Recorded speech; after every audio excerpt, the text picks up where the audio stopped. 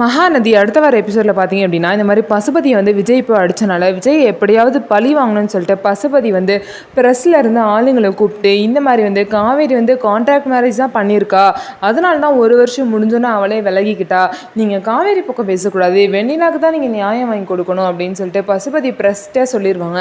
உடனே ப்ரெஸ் மீட்டும் பார்த்தீங்க அப்படின்னா சரி சார் அப்படின்னு சொல்லிட்டு நேராக காவேரி வீட்டுக்கு போயிட்டு நீங்கள் இந்த மாதிரி கான்ட்ராக்ட் மேரேஜ் தான் பண்ணிங்களாமே, காசை வாங்கிட்டு தான் அவர் கூட பொண்டாட்டியாக நடிச்சிங்களாமேன்னு சொல்லிட்டு காவேரியை போய் கேள்வி கேட்பாங்க. அதனால சாரதா பார்த்தீங்கன்னா ரொம்பவே அழுது காவேரியை திட்டுவாங்க.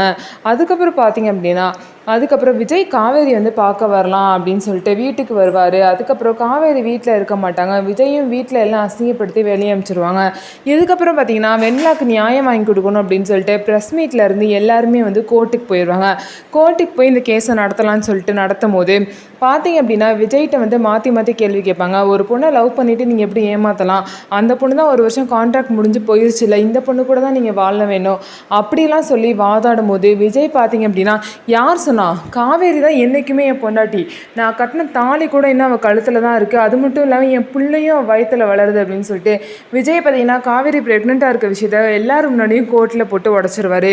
விஜய் சொன்னதுக்கப்புறம் தான் காவேரி வீட்டிலேயே காவேரி ப்ரெக்னெண்ட்டாக இருக்காங்கிற விஷயமே தெரிய வரும். அதுக்கப்புறம் ஜட்ஜு வந்து என்ன தீர்ப்பு கொடுப்பாங்க அப்படின்னு பார்த்தீங்கன்னா, என்னதான் இந்த பொண்ணை வந்து இவர் கான்ட்ராக்ட் மேரேஜ் பண்ணியிருந்தாலும் கூட அவங்க அதுக்கப்புறம் உண்மையாக வாழ்ந்திருக்காங்க, அதனால தான் அவங்களோட குழந்தை அந்த பொண்ணோட வயிற்றில் வளருது, இதை கருத்தில் கொண்டு விஜயும் காவேரியும் வந்து இந்த கோர்ட் சேர்த்து வைக்குது, உங்களை வந்து விலகிக்குமாறு கேட்டுக்கொள்கிறோம் அப்படின்னு சொல்லிட்டு வெண்ணிலாவையும் சொல்லிடுவாங்க.